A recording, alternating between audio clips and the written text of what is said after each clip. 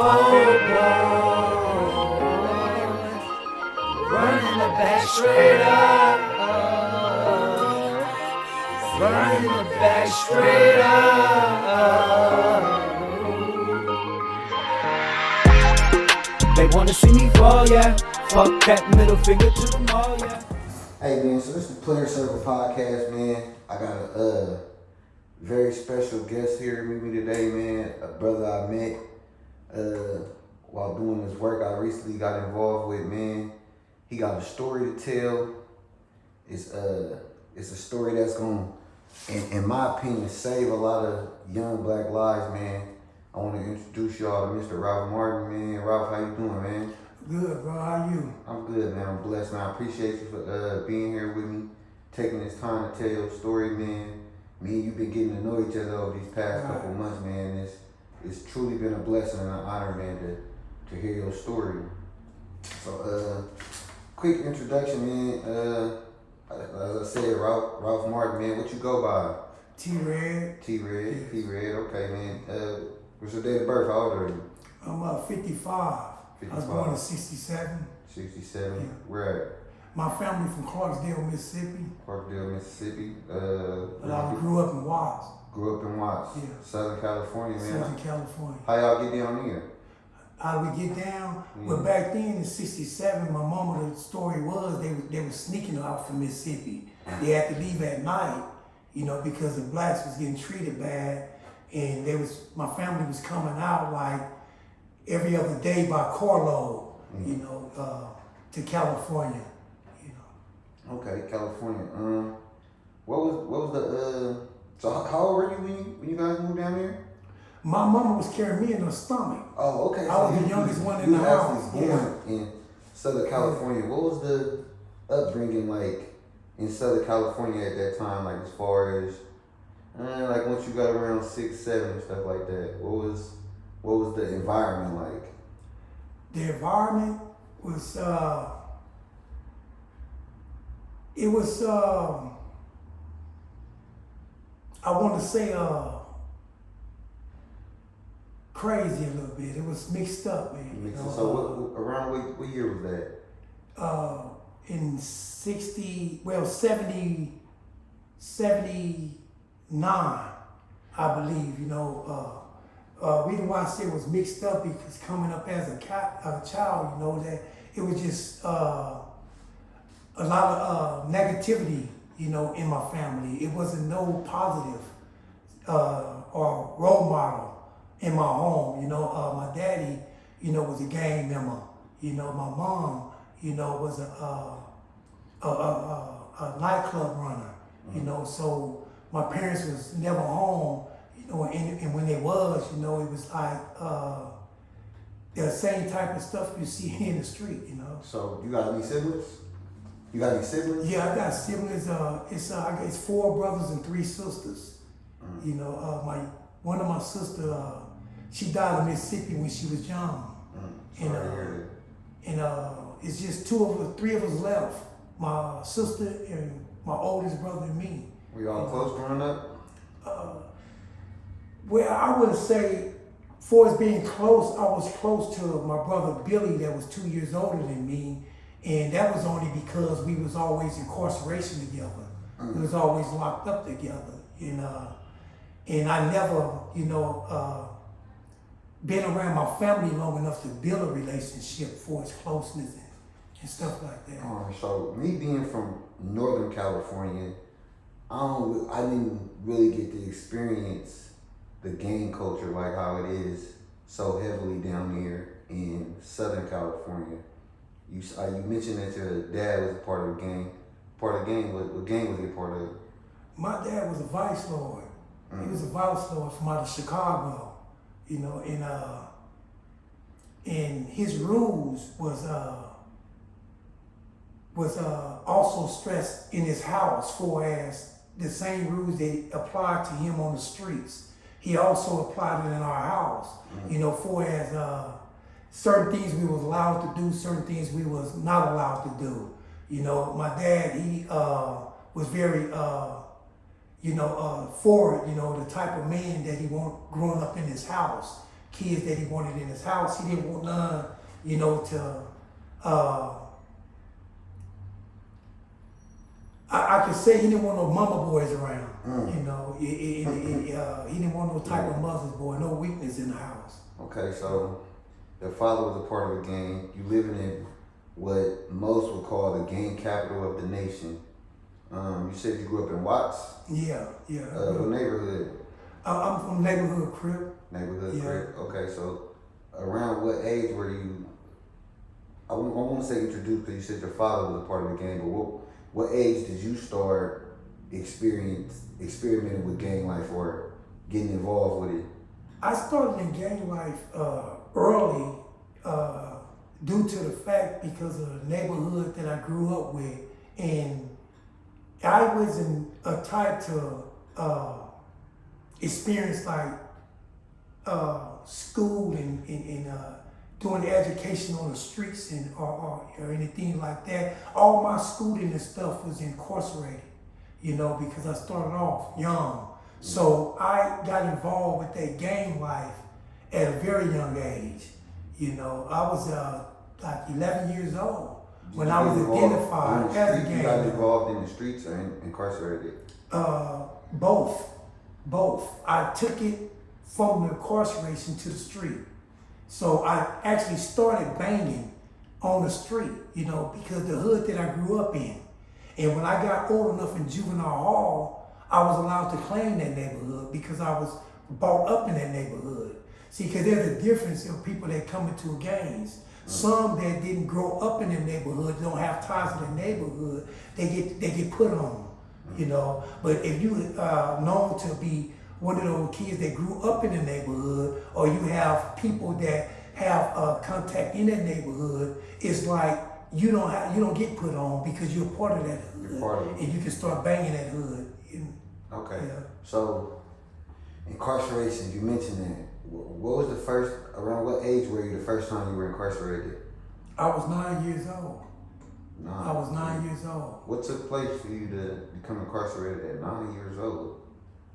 Well, me and my brother one day decided to go to the store, you know, to do some shoplifting.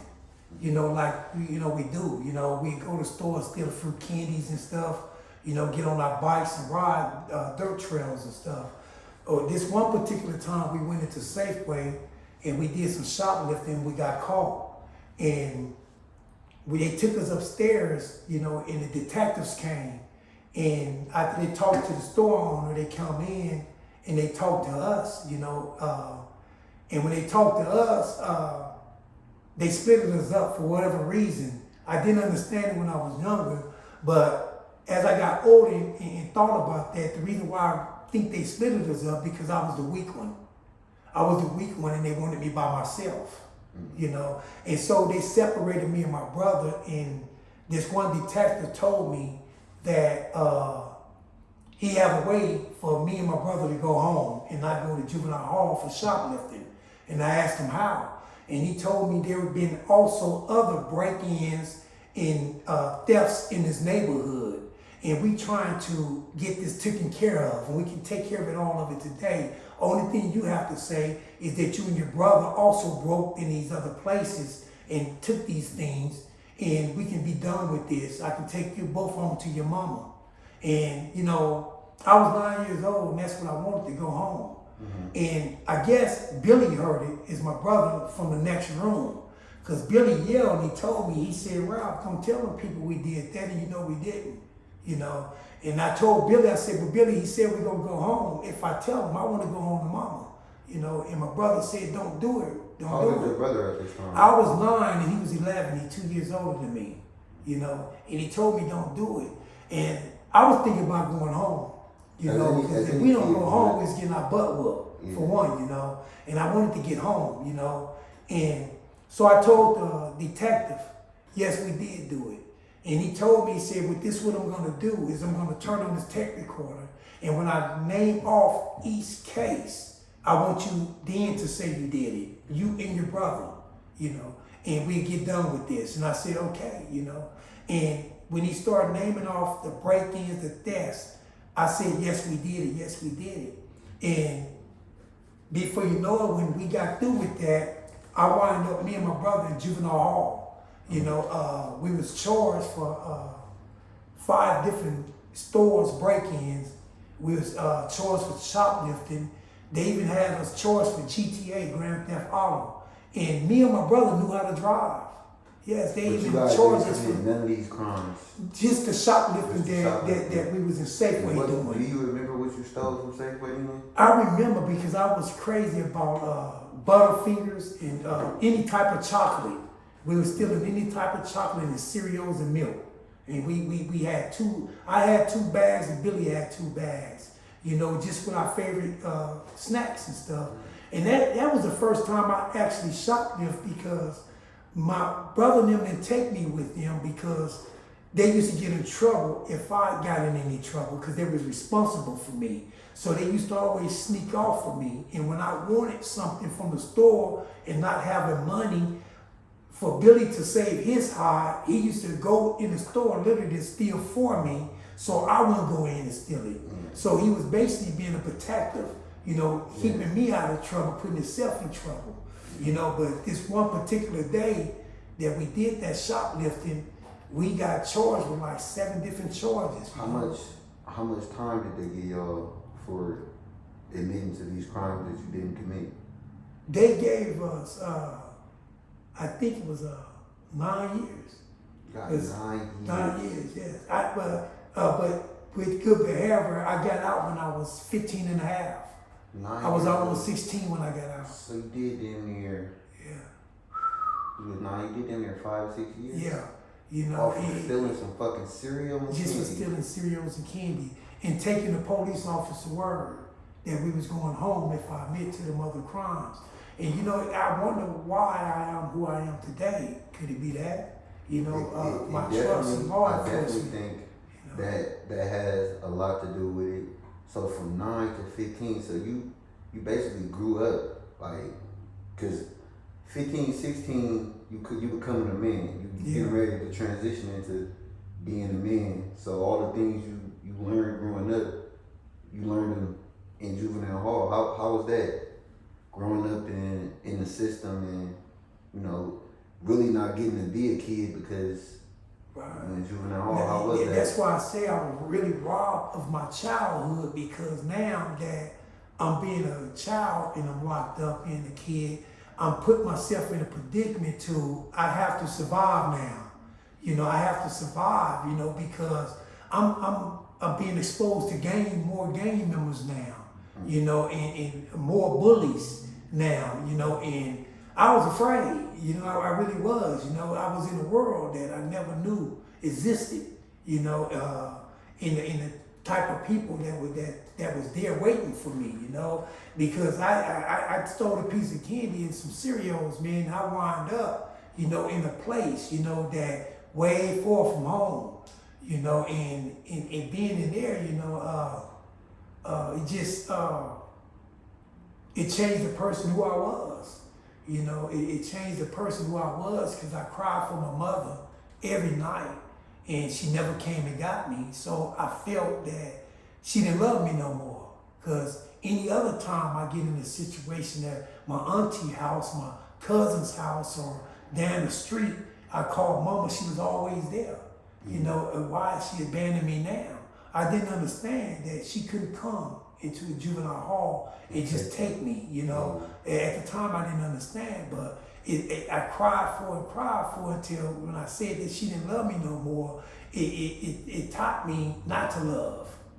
It taught me to you know, to isolate myself, you know, from people, you know. So being in there, you're going there at 9, were you in a facility where you were housed with other juveniles your age, or were you with older juveniles as well? My age and older. My age and older because back then in the 70s, they didn't have as many like facilities that they got today. You know, they only had like 1 or 2 juveniles and, you know, so they didn't have enough to where they separated us off really for age.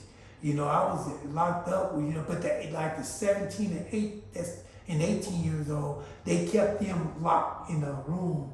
But 17 and down, yeah, I program with all of them.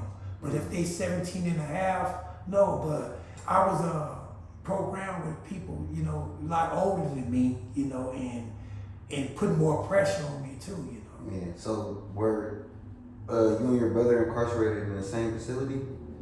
Yeah, the same juvenile hall, you so know. You did get to see your brother. I got to see my brother, and the thing of it is, you know, I wanted to say something because I mentioned that my people is from the South, you know, and this is very important too because my family, you know, some of them really did practice, you know, voodoo and stuff like that, cursing.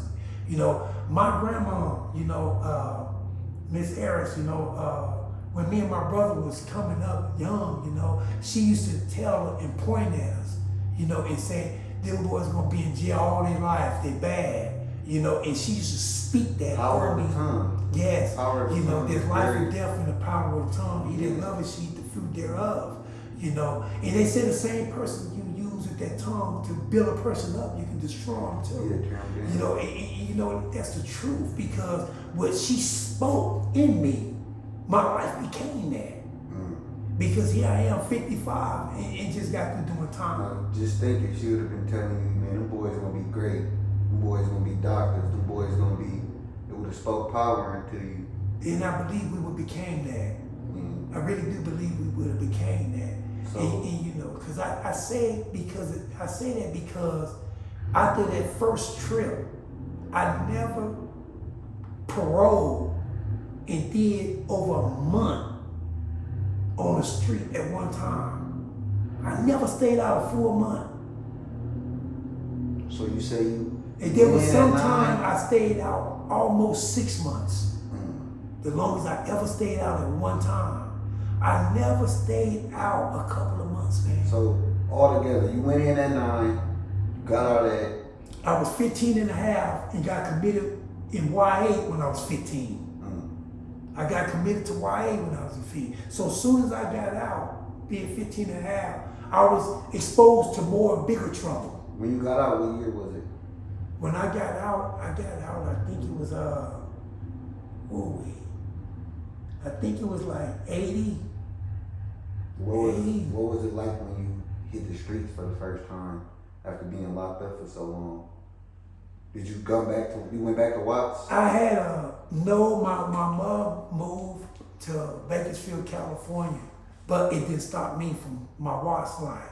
It didn't stop me because I knew home always was at. At what? So you said at age 11 you officially started banging. Yes, I started banging. I was exposed to it. If I was that old, at very young age, at a very young age.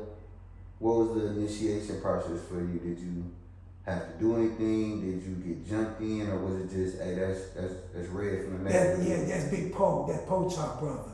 You know, y'all don't put hands on him. He from the hood. So I was accepted that way.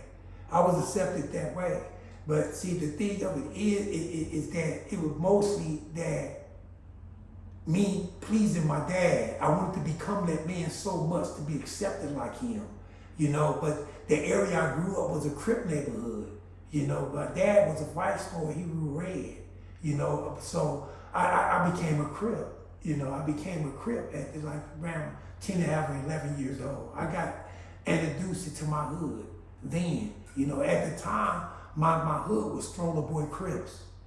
We was Eastside Stroller Boy Crips, you know, until me, and later on, me and a couple more of my homies, you know, it's 4 of us that got 5 stars on our shoulders. We started them cats, Watson Lotus, right there in Watson Lotus. We started them banging right there. We started them banging. They was the dice shooters and hustlers, you know, and I'm one of the finders of my hood, you know. I'm one of the finders of my hood, you know. Other members you mentioned that were, who were they to you? Who are they, the other members you mentioned that got those stars on you? My homeboys. It's just one day that one of our hood, we was getting large, stroller boys. And some of them, they wanted to go and be allies with some hoods that we didn't get along with. They wanted to turn east side. We told them, no, stay south side. And they said, no, we're going to be east side. And so we told him, whoever gonna be east sides tomorrow, y'all be enemies. And so we coming this way. We going further into Watts. So what we did is me and my homie, 3 of my homies, we went out there. And it was like 1982, I believe it was. Right on Watts and Lotus. Did you met them while you were incarcerated or? No, these cats I grew up, they older than me. You know, every time I got out, you know, I hung with older homies. I hung out with older homies because I felt that childhood was gone.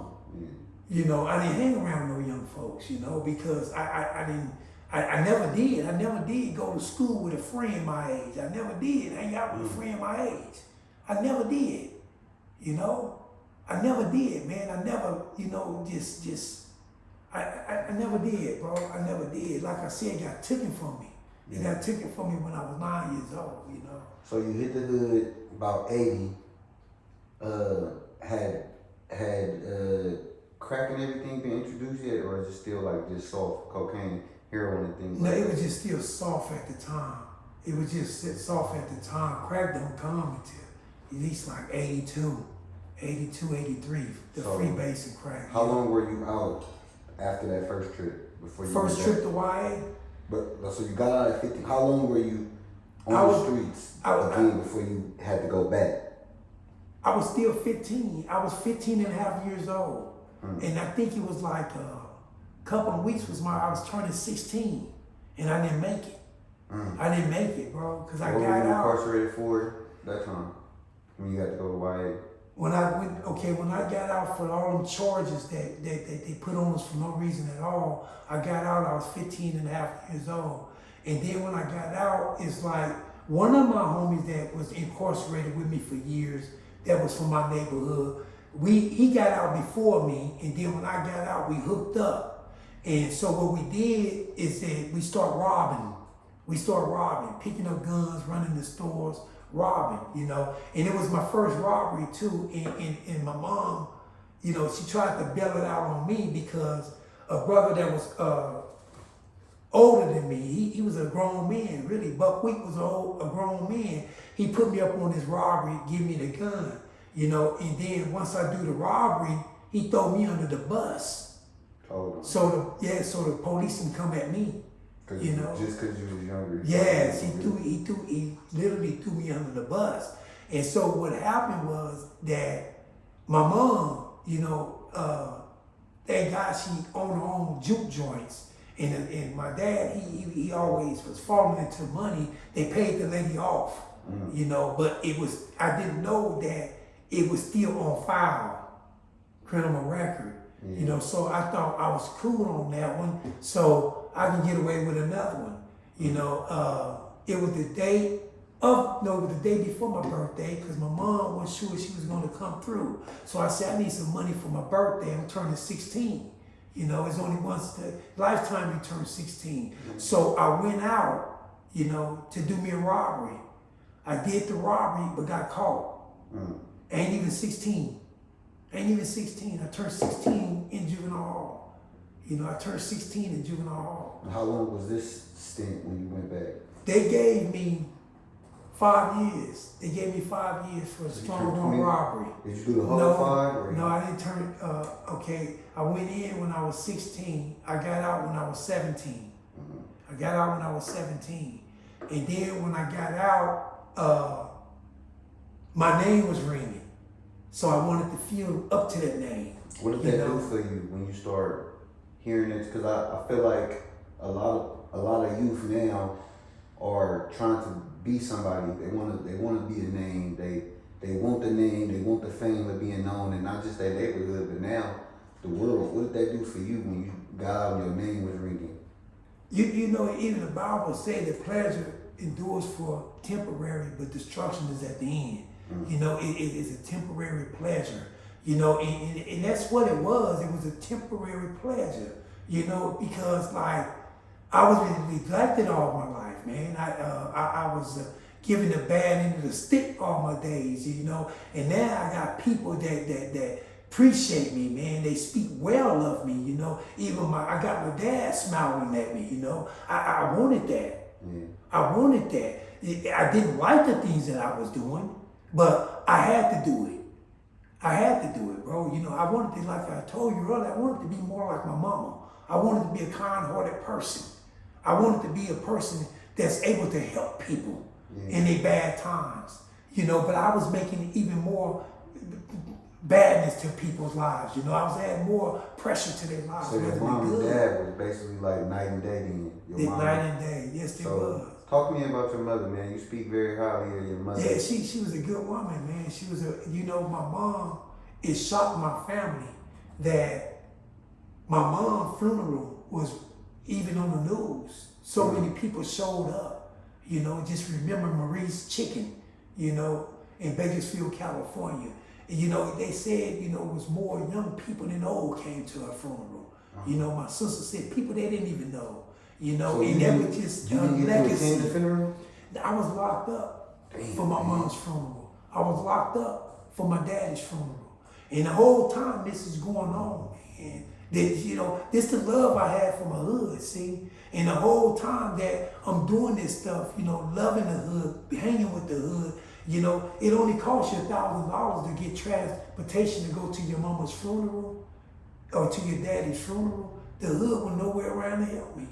Not, they had the money, but the hood wasn't there for me. You know, but I risked my lives many times for that hood, bro. You know, but when I'm down, the hood ain't there. You know? And you know, what you're speaking on is part of the reason me and you decided to do this is because we want the youth to hear this. We want the youth to, and it's not just with gangs, it's just with the street life in general. Street life in general, The streets you know? are not there for you when you make these decisions that cost you your life. And you may be doing things to try to impress people on the streets, but when that cell door closed, you in there by yourself. So that was your mom. How was your dad? Yeah, now on the other hand, my dad, like you say, he was the night. He was the whole opposite of that. You know, he was a vice lord, man. He was a killer. You know, he was a killer. When I say that, I mean it literally. You know, my dad was a killer. You know, him and my uncles.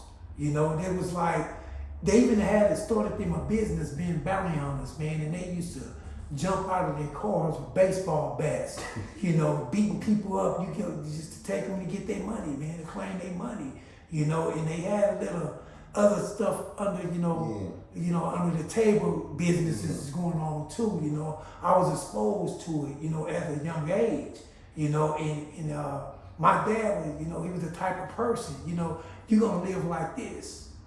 This is the way you're gonna live. This is the way this is the life that you're gonna, if you're gonna live this life, you're gonna be this man right here. No, I don't want nothing short from that. You know, and the same thing that he put in me, I found myself putting it in my kids. And I was wrong for that. I was wrong for that, you know. I was wrong for that. I wasn't wrong for giving my kids street knowledge. Because, you know, one thing about these streets, these youngsters are so quick to pick up a gun. But what you gonna do when you get behind the walls? Ain't no guns. Ain't no guns back there. It ain't no guns back there. You know, is you willing to pick up a knife? You willing to stab a person? If that ain't in you, man, you know, this ain't your life. You know, I was a little kid, you know, thought I was about it, you know, and I never told nobody this before, you know, and a couple of Crips knew about it. You know, some Mexicans raped me, bro. Some Mexicans, I was only 12 years old. Damn, man. You know, and I'm banging for my hood. You know what I mean? They get me back there, bro, you know, and they really hold me down, bro. You know, and rape the cat, bro. You know, and Crip say they got love, you know, but where is their hearts? Is their hearts like yours? Would they go the extra mile like you would? You know, because mama ain't there to protect you. Daddy ain't there to protect you. You know what I mean? And the guards, police, they'll turn their heads in a minute, bro. They'll turn their fucking heads in a minute on you. You know, and who you got then? The hood ain't gonna give a fuck about you. The hood is out there having fun while you in there struggling. You understand what I'm saying? The hood out there having a lot of fun, man. You know, and I believe at 12 years old, that's when the monster came in me. That's when the monster came in me, you know. And I'm speaking truthfully, man. You know, there's a few Mexicans had nothing to do with that incident. They ain't here no more because that's how much hate I had in me. You know, they ain't with us today. You know what I mean? And you know, it taught me to like not trust people. It taught me to be watchful. You know, it taught me to always be ready. It taught me always to be ready. You know, there's not a time that I'm in prison that I'm not ready. When I'm out here, I'm not ready because the streets made me that way. I didn't have no choice. I had to become that to please somebody, you know, to please somebody. And the only person that I should have been pleasing was God first and then myself. That's fact. And then myself, making myself comfortable. You know, they can't live my life and I can't live theirs. You know, and then the thing of it is, what's crazy is that I kept that to myself. You know, my kids didn't even know about that until a few months ago. You know, that happened to me when I was a kid. You know, and I you know. Oh man, that shit deep, man. Like you said, you keep that shit to yourself and you ball it up and you turn it into something else. You turn that pain into anger. Yeah. And then you take that anger and you like, this pain I'm feeling, I'm gonna make somebody else feel it. Right. And I'm gonna put this shit off and I'm gonna let somebody else feel the pain that I have to feel because I don't want to feel it. So you put it on somebody else and you going through this shit in jail, locked up, without your family. Without my family or my homies. Or your homeboys. That said it. But the thing is, you older now, so you realizing that they wasn't there for you. Of course. At the time, you're not thinking that way. No, you're I'm still not like, I'm riding for this hood. Yeah, this because the way I was brought up, it was mandatory that they be there for me. You know, they can get in trouble if they're not there for me. That's the way that's what they put in me. But you can't expect everybody to be like you, you know, because you never know who you're dealing with in life. You know, you don't know for sure if that cat really love you like he said he do. We homies. I got your back. And then when you go out there on that yard and you go out there and face the flow, where's he at? He gone. So, you say you did a year after the first stint. You got out. Went back the day before you were 16. Did a year. Came home. When was the first time you hit the big boy yard? I went to prison. I was 18 years old. God damn. I was 18 years old. I turned 18 in juvenile hall. They waited until I was 18 years old and told me they supposed to give me my birthday present. They took me to the county jail and booked me in. You know, and by then I was a wild stallion, man. I was a wild stallion. I mean that. You know, even like my family members, some of my family members was afraid of me. You know, because of the type of stuff that I would do for us going to a stint, you know, with anger, you know. They was even afraid, you know. What was the first yard you hit? The first yard I hit a reception center. I hit the reception center, then I went to the 3-yard in Wasco. And what year is this? This was in 1980. And there was a Lieutenant Ferguson. This man, he married to a black woman. He lived right on the skirts of my neighborhood. In fact, his sons, when they grew up, they was banging my hood. His sons, you know. And this correction officer, anybody that come up from my area, this lieutenant in prison, he showed them love. If you got a write-up, he'll rip it up. He'll rip the 115 and throw it in the trash for you. And he'll tell you. But like I said, I was earning a name. And I was rebellious, man. I had a lot of problems inside of me. And the name gets bigger when you go into prison. Yes. Right? So, and there is where I really sealed it, you know, because he couldn't save me no more. He called me in his office. He said, you know, this stuff done reached my supervisor. I can't save you no more. You know, and you have a classification hearing Thursday. And I went to the classification hearing and the captain told me, he said, you want a gang bang? And I said, what? He said, you want a gang bang? We're gonna send you where they at. And back then in the 80s, they had 2 gladiator schools. One of them was Tracy and one of them was Solidaire Central. Remind you, I was on level 3 yard with level 2 points. They override me. And my sister, oldest sister, I remember her telling me, break that down for like, I don't understand. override me that I got level 2 points, and they put me on a high level yard. Why they do that? They don't supposed to, but they can get away with it. You know, it's a scare factor they used to use. We send them over here where the big boys at. That ought to scare his ass. He get right. Did that work for you? Yeah, no, just made the problem worse, bro. Just made the problem worse because now this gang life is fun to me. You know, especially when you doing it through prisons, because you get to pick up knives. Your name get to go up a little bit higher. You know, and the thing of it is that's where they sent me. They sent me to Solidarity Central, and coming in the door, man, had a guy on the deli and holding his skull together. You know, holding his skull together. It's telling him bust his head open. You know, that's just coming off the bus, coming in there. You know, and I looked at that. You know, but it didn't do nothing to me. Like I said, all that shit left me when I was a kid. All over that. You know, all that. One situation in life, and fucking candy bars and shit, and this crooked ass, all that stuff. Mark ass police officer. All that stuff left me. You know. So you 18 now. You in the big boy gladiator school. How long did you do on that? Okay.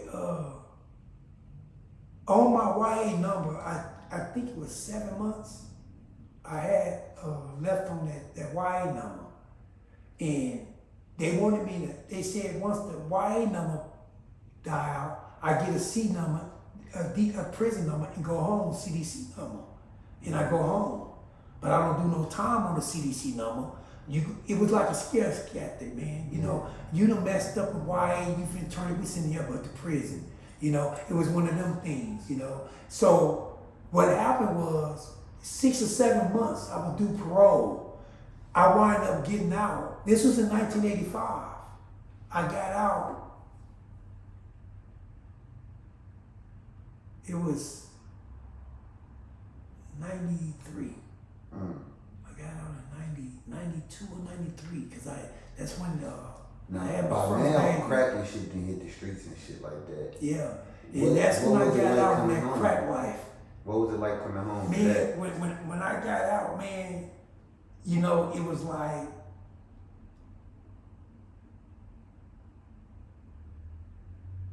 it told me up to see my sisters on it, my 2 big sisters on that crack, you know.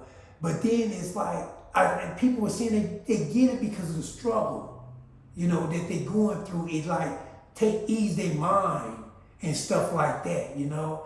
And I let somebody talk me into freebasing, and I tried it, but I didn't like it because it was a paranoia type like drug. But I used to take the rock, punch it up, and roll it with PCP, and they call it lovely joints.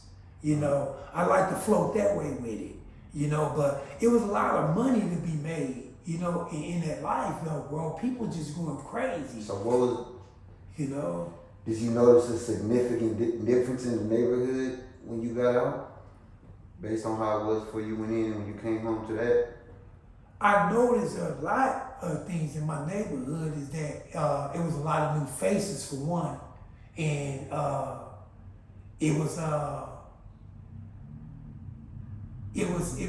I walked into a neighborhood, man, that kind of went wild, and there was no more discipline in it, you know. And the thing of it is that I talked to Mob about it, and then we started having hood meetings. It was mandatory hood meetings because the hood was getting out of hand. Y'all getting out of hand. You guys get mad at each other, pulling guns on each other's. Is that basically what you asked me when I walked into for my neighborhood? My neighborhood was off the hook. It wasn't like we left it, you know. I was gone, you know, for a while, you know. And me being the youngest, you know, I had people that was mob age, you know, like coming to me, you know, going off my word. So who was your big home? Who would you say was your big homies? My big homies, I couldn't call Big Pete and Mo big homies because they was older than me, but they was like my wife age. They was like 4 and 5 years older than me. So that wasn't big to me. You know, we started my hood. We was the big homies. We was the big homies. Who was it? My big homies was like my big brother, Larry Frazier, ex-heavyweight boxer. Nappy Nut, another professional boxer. Them dudes was that took me because they didn't like the way my daddy was raising me. And when they had opportunity, when they found out I was on the street, they used to come pick me up, you know. But it was too late. Where was y'all at when I was a kid? It's too late, bro. As far as who you started the hood with, who was your homeboys you started the hood with? Big Mo, Big Pete, and my homie Ersky, rest in peace. Okay. You know, my homie Ersky, rest in peace. You know, it was like we didn't want to be a part of them no more. They wanted to turn east side, we wanted to stay south side. So we just went up a bit more, you know, in Watts area, man, and just started right there in Watts and Lotus. So being a founder of a specific Crip neighborhood, like you said, you left and came back to one thing. What was the state of the hood you started? Like, I know you said it got out of hand, but what was the hood like as comparison to when you went in, and what was it like in comparison to when you got out? So when you went in, when I got out, we was all one. Yeah, when you went in, we was all one when I went in. Mm-hmm. When I got out, it was like we had RC Block, Reese and Cheatham. We had Mad Block, Madison Street. We had Wingstone. We had Watson Lotus. We had Filson Street. You know, it was just broke off in different like little hoods in the hood, like different streets. How was it seeing that son you started? Son Yeah. you founded? How was it coming out and seeing, damn, we didn't grew into this? Like, what did that do for you? I mean, to be honest with you, I would get praise myself. Yeah.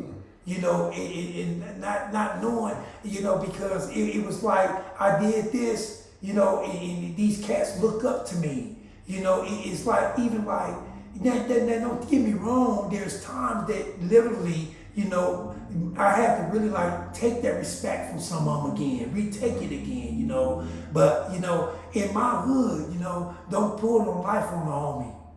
You know, what you mean by that? Yeah, if you guys got something on your chest and you guys want to get it off, don't go to gunplay, you know, because you're going to get the bad end of the stick if you pull the gun. You know, like, give you a good example.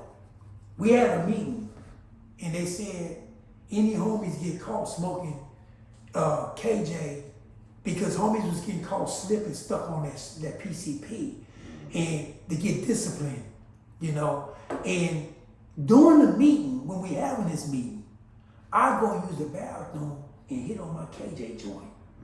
While they telling if any homie get caught doing this, discipline them. And one of the little homies saw me and he went in the bathroom and he smelled it. He didn't say nothing though. He waited till we get back to the hood. Cause one of the homies, Big Teeny, he was a lifer. He got out and he had some money. He got a club in my hood. You know, and it was called a country club. And he got in two of my little brothers to get the heat off his ass. He got close to me, but I mean, knowing what had happened, you know, by telling me that he wanted me to run the club for him. He gave me the keys to the club, you know, and he wanted me to, you know, watch the boy area, you know, put people getting money on each door. So that's entrepreneurial to you. You could have been businessman. Yes, but it was all for the hood though. It was all in the hood related. You know, you know. We spoke earlier about what games started as versus what it turned into. Yeah. For you, what would you say the Crip life, what would you say it started as for you? Like, what did you see it as when you first seen it get started? What was it in the beginning? You know, you mentioned that it was more like a protecting thing. It wasn't. It was more of a protection thing. It was more of being, you know, being accepted because, like I said, when I was doing that crime as a kid, it was already programmed in me. My family didn't love me, so don't expect no love coming from my family. Because they never came when I cried for them. You know, they never came to see me, you know, when I went off distance in the YAs. So to me, being in that game, I appreciate it because here's some people that love me. Yeah. At least I thought at the time. Yeah. What you perceived as love. Yeah, you know, yes, yeah.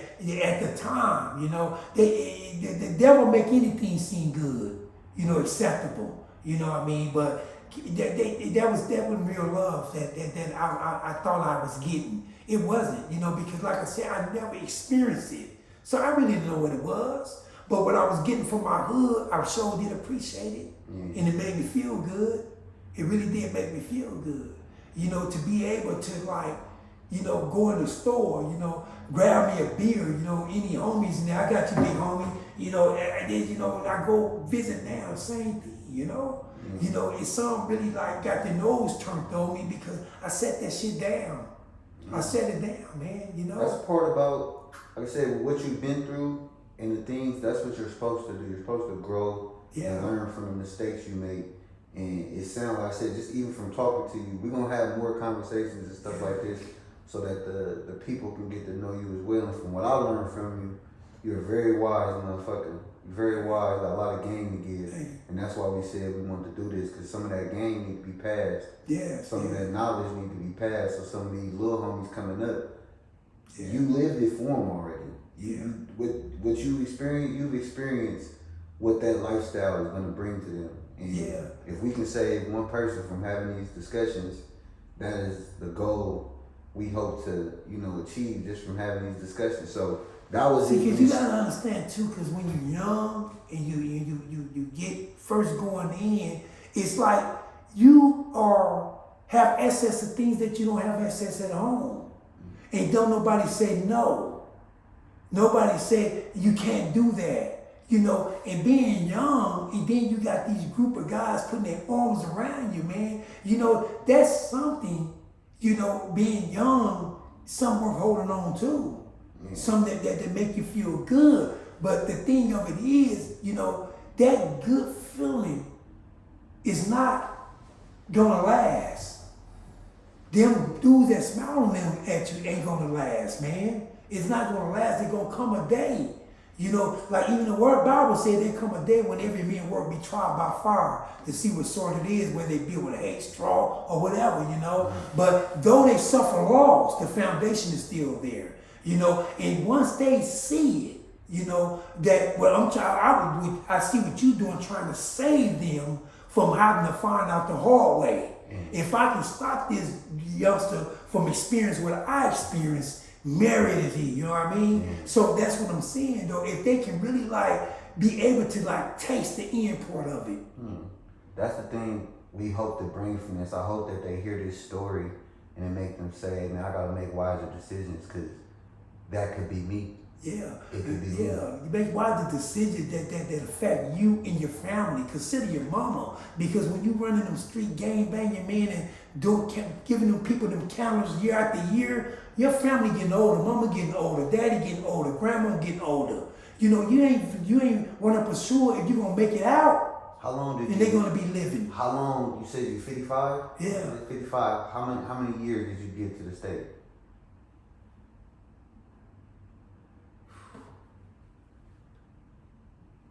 Hey, yeah, honestly,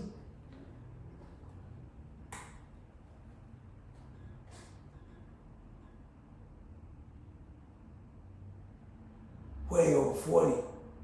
Damn. Way over 40, bro.